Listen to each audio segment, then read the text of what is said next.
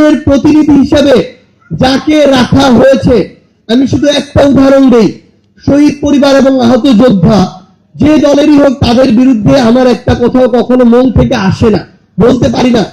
কিন্তু আমি একটা উদাহরণ দেই, গত পরশুদিন প্রেস ক্লাবের সামনে আমার ওলামা অ্যালায়েন্সের ভাইরা আমাদের প্রতিবাদ একটা কর্মসূচি দিয়েছিল, কেন আমার ভাই আলিফের চোখ তুলে নিল ছাত্রদল, এটার বিরুদ্ধে।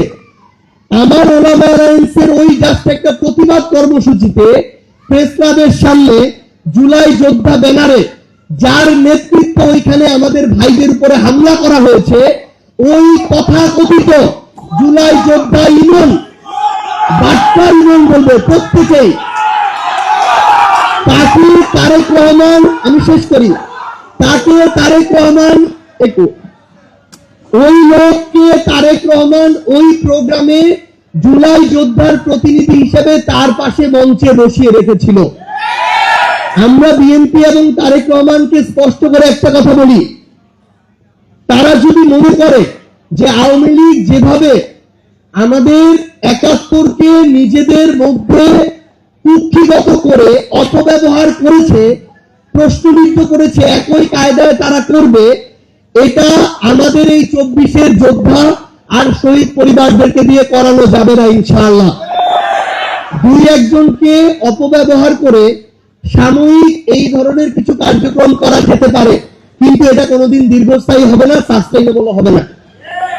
আমি আপনাদের উদ্দেশ্যে শুধু একটা কথা বলি, আজকে আপনারা যারা এখানে উপস্থিত আছেন, আমার সম্মানিত শহীদ পরিবারের সদস্যবৃন্দ, জুলাই যোদ্ধাবৃন্দ, আপনাদের কারোরই এনসিপির শহীদ পরিবার জুলাই যোদ্ধা হওয়ার প্রয়োজন নাই। আপনারা শহীদ পরিবারের প্রতিনিধি হিসেবে থাকেন, জুলাই যোদ্ধাদের প্রতিনিধি হিসেবে থাকেন, যেই দলই ডাকুক, যেই প্ল্যাটফর্মই ডাকুক আপনারা যাবেন, সমস্যা নেই। কিন্তু মেরুদণ্ডটা সোজা করে সত্যটাকে সত্য, ন্যায়টাকে ন্যায়, ওই জুলাইয়ের মতো বলতে হবে।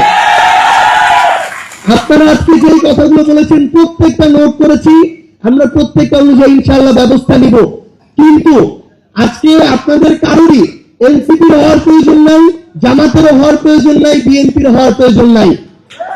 যদি হন, শুধু এটুকু বলি, যদি হন তাহলে একটা অংশ হয়তো যে কোনো একটা সময় ক্ষমতায় থাকবে, ওই একটা অংশ বাকি অংশদের উপরেই জুলুম চালাবে।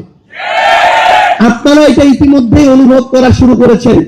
এবং আরেকটা জিনিস হবে, ক্ষমতাসীনদের সাথে যারা থাকবে তাদের মধ্যে আমাদের কাছে খবর আসে, বর্তমান ক্ষমতাসীনদের সাথে এরকম কিছু পরিবার যুক্ত হয়ে তারা বিভিন্ন সুযোগ সুবিধা নিয়ে শহীদ পরিবার এবং আহত যোদ্ধাদের সম্মানের জায়গাটাকে প্রশ্নবিদ্ধ করছে।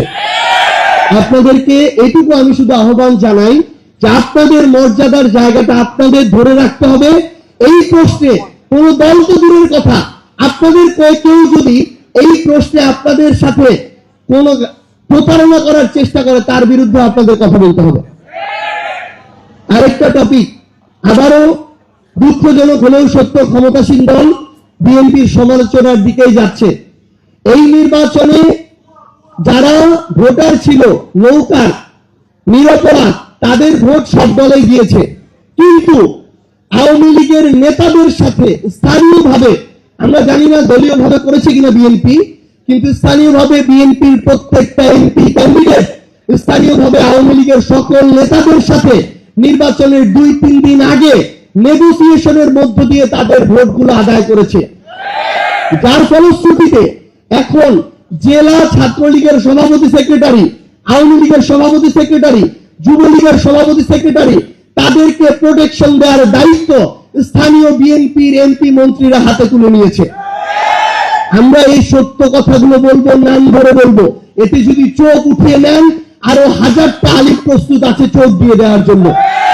কিন্তু আগামীতে নাসিরউদ্দিন পাটোয়ারিরা বলেন কিংবা অন্য কেউ, আমরা আপনাদের সাথে আপনাদের ওই ভয়ে, রডের ভয়ে, পাথরের ভয়ে কথা বলা বন্ধ করে দিব না ইনশাআল্লাহ। আমরা একটা জিনিস শুধু আপনাদের সামনে